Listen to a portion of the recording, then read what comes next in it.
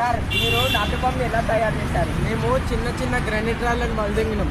అందులో ఉన్న లేత రాళ్ళని తీసి ఒక్కొక్కరిని మొత్తం ఇట్లా మంచిగా వేసి ఇది దీన్ని ఏమంటారు సార్ వెళ్ళ చెప్పండి.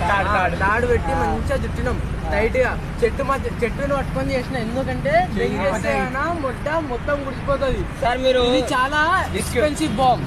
సార్ ఎంత కానీ నాకా దీనికి 300 వస్తాయి.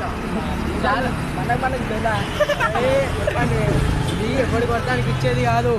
బోరోళ్ళ చెట్ల పడితే ఆగం చేస్తారు. పిన్నేడని పిన్ను కింద లేదంటే తెలుగు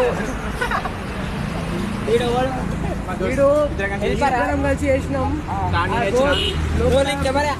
సార్ ఇన్నిది లోపల 12 ఘాట్లు ఉంటాయి. చాకులు తిప్పిరు అందరూ. అందుకే వాడు